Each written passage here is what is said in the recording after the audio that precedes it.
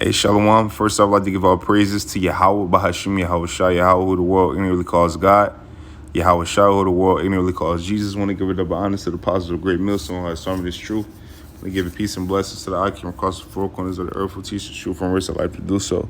It's going to be a quick video of what, we are all to watch out for. And, we've been warned, through YAHWAHSHI. So, first scripture I'm going to get is Mark 13. And I'm going to start at 7. It says, and when ye shall hear of wars and rumors of wars, and that for those who didn't know, whenever it's in red in the scriptures, that means YAHWAHSHI is speaking. Okay, it says, and when ye shall hear of wars and rumors of wars, be ye not troubled, for such things must needs be, but the end shall not be yet. Okay, because like brothers call it the birth pains, right? Those are things leading up to all hell breaking loose. Those are things leading up to the great destruction, which eventually leads up to the great deliverance, through those chariots. It says, for nation shall rise against nation, and kingdom against kingdom, and there shall be earthquakes in diverse places, and there shall be famines and troubles. These are the beginning of sorrows. See, now these are the beginning of sorrows: the famines, the troubles, the earthquakes in diverse places, which has been going on over the last, 2 years. The last 2 years, it's been more earthquakes than ever. Okay, in all kind of places, and it's still going on. Okay, it says, but take heed to yourselves, for they that shall. Well, no, I ain't. I'm gonna stay on the point. It says, brothers, feel free to read 9 through 12. It just tells you what to watch out for and what to expect. It's Mark 13 and 13. It says, and ye shall be hated of all men for my name's sake, which we are, because we are not of the world. We are against this world, right? It says, let me get it for ye.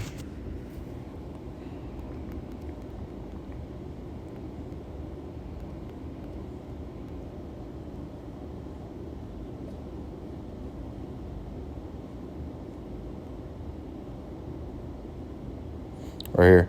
This is John 15 and 19. It says, if you were of the world will love his own. But because ye are not of the world, how are we not of the world? Why? How are we not of the world? Well, we follow righteousness to the best of our abilities. Okay, which is following this truth, which is doing our videos, which is going into the highways and byways, really just trying to wake up the elect. But not only that, trying to stay, diligent within ourselves when nobody's looking. It's because that's a hard thing to do. That shows integrity. It says, but because ye are not of the world, but I have chosen you out of the world, therefore the world hateth you. Right? Because we are not of the world. That's why, we get the responses that we get, or we get the faces that we get, or we take some of the L's that we take. Okay? But I have chosen you out of the world. Right? The Most High has chosen us out of the world. Okay? Therefore the world hateth you. Okay? And scriptures say that he has, here. Let me get it real quick. Just to show you how important the chosen is. And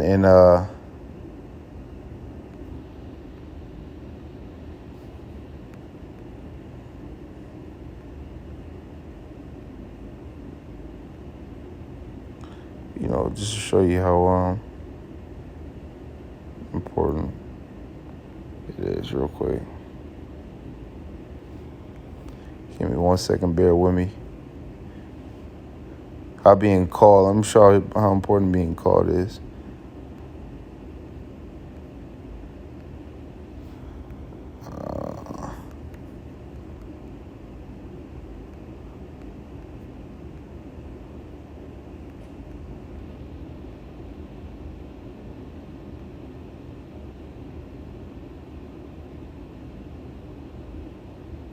I think this is right here, yeah. It says Isaiah 41. I saw that 8. It says, but thou, Israel, art my servant, Jacob, whom I have chosen, the seed of Abraham, my friend. Right? It says, thou whom I have taken from the ends of the earth and called thee from the chief men thereof. From the chief men thereof, that he has taken from the ends of the earth. So the men that you see waking up, the Most High has called them from the chief men. Okay, from the chief men, right? from the men that has higher status in this society. So how much higher the status is the elect gonna have? Okay, in the time to come. And keep in mind, we're gonna have it abundantly. Okay, have it, forever, for everlasting. Because, once we get back into power in the kingdom, we're not gonna be overthrown. We're not gonna be wiped out. Okay, why? Because ultimately we're gonna dwell in righteousness, and ultimately, that's what this whole thing is about. Okay, it says, "Thou whom I have taken," we suffer now so we can get the prize later and keep the prize for the rest of eternity, how it was supposed to be. But, to be a God, you got to know evil and you got to know good, right? It says, "Thou whom I have taken from the ends of the earth and called thee from the chief men thereof, and said unto thee, that thou art my servant, I have chosen thee and not cast thee away. Fear thou not, for I am with thee. Be not dismayed, for I am thy power. I will strengthen thee, yeah, I will help thee, yeah, I will uphold thee and with the right hand of my righteousness," right? And that's that promise. Okay, that's that promise. As long as you walk upright in this truth, and the Most High is going to protect you, right? Because he said he's not going to forget your labor of love. He's not unrighteous to forget your labor of love. Okay. So you're going to be, if the Lord wills it, you're going to be protected. And that's the only one that can protect you from the things that he's going to bring and he's going to cause to this world. It says, oh my goodness. Let me go down.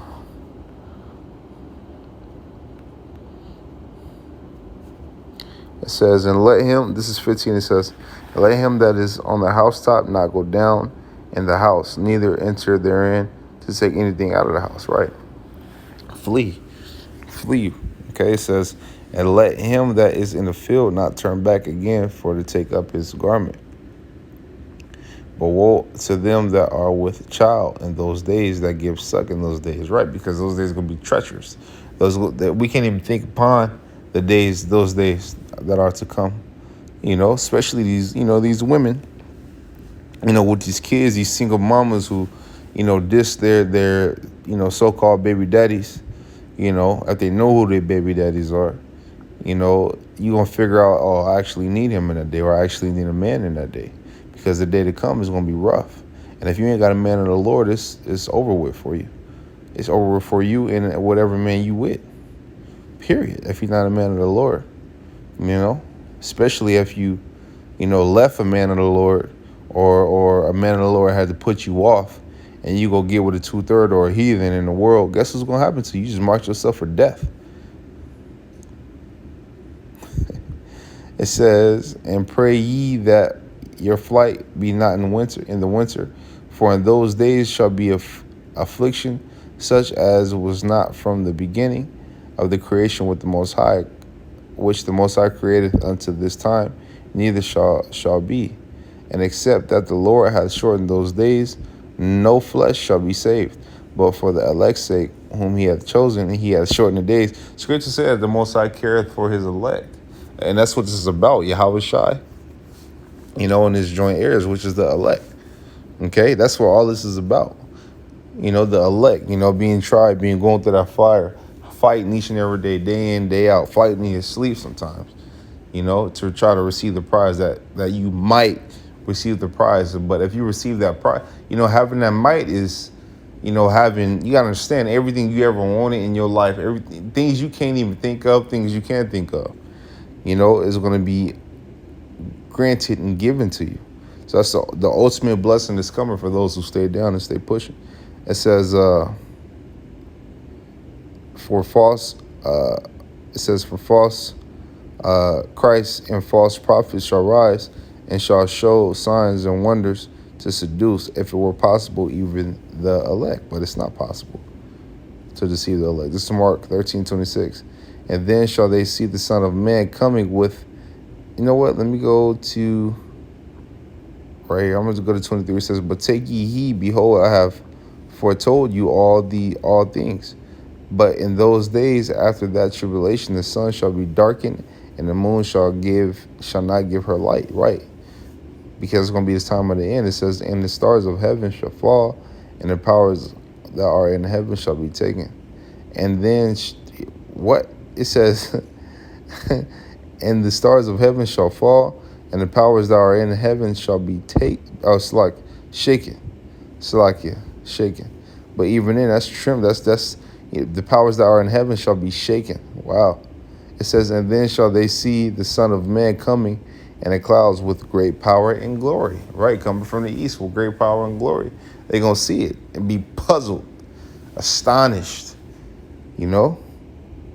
It says, and then shall he send his angels and shall gather together his elect from the four winds, from the uttermost part of the earth, for the uttermost part of heaven.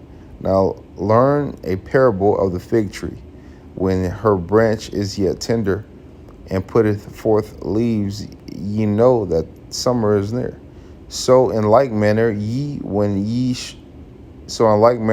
shall see these things come to pass, know that it is nigh, even at the doors. And that's how you know this is for specific people, right?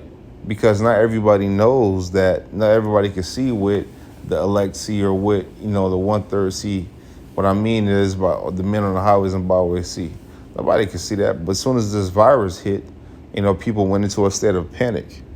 Okay? They went into a state of panic. So that quick. So just imagine, when, if it stays here or if everything pops off, as far as America going down the drain, you could just imagine, what people are going to do.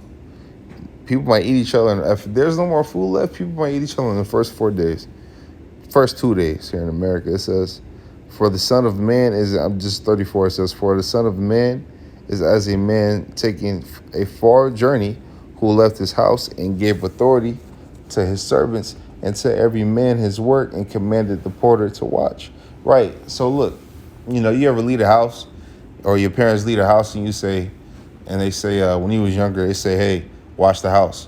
Make sure it's this and that, make sure that's clean, make sure this clean, make sure this don't dirty up. I'm gonna be gone for a couple of days. We're going out of town on vacation. I need you to watch the house, right? You're going to, if you're responsible, you're going to do whatever you can to make sure that house is intact, period. It says, watch ye therefore, for ye know not when same thing with this truth. We have to apply that to this truth. Watch ye therefore, for ye know not when the master of the house cometh at even or at midnight or at the cock crowing in the morning, lest coming suddenly to find you sleeping. And what I say unto you, I unto all watch. Now let's go to right. So this means we got to be prepared at all times. We don't know when our big bro's coming back. No man knows. He don't even know. The only one knows, Yahweh, right? But he gave us things to look for, right? That's pointing out the end. So we did at least get that. So let me get this last scripture real quick. And this goes for me too. So I'm reading this for me too. Because we all want to receive salvation, especially in the time to come. It's Zephaniah 1:12. It says, and it shall come to pass at that time that I will search Jerusalem with candles and punish the men that are settled on their lees, that say in their heart, the Lord Yahweh will not do good, neither will he do evil, which is part of being lukewarm. Which is, therefore the good shall become a booty, and their houses a desolation. They shall also build houses, but not inhabit them, and shall plant vineyards, but not drink the wine thereof. For the great day of Yahweh is near, it is near, and hasteth greatly. Even the voice of the day of the Lord Yahweh, the mighty man shall cry there bitterly. It says, that day is a day of wrath, a day of trouble and distress, a day of wasteness, a day of desolation, a day of darkness, a day of gloominess, a day of clouds and thick darkness. See, the man of the Lord going to be looking, waiting for YAHAWAHSHI to come back when everything break loose. All right, come on. We're down to the last, almost down to the last trumpet, right? The missile sirens start to go off, and, and sometimes I just imagine it, and I know it's going to be hard, Lord willing, I make it to that point, and it's Lord willing, we just, stay diligent and stay calm, and the Lord just have a spirit over us, to where we could move like how we're supposed to move in the way he wants us to move. So with that, man, it said, men settle on their lease, so men bullshitting, men being slothful, men not going out to the highways and byways, men not teaching his word. That's what that means. Okay? We don't need no cheerleaders, no lukewarm, nothing. We don't need that. That doesn't benefit the body at all. Okay? So I'm gonna read it back real quick. It says,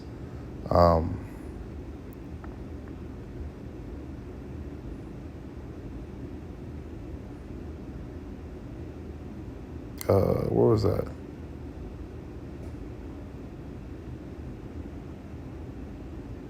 Right here. It's like it. Zephaniah 1:12 says, and it shall come to pass at that time I will search Jerusalem with candles and punish the men that are settled on their lees, that say in their heart, the Lord Yahweh will not do good, neither will he do evil. Yeah.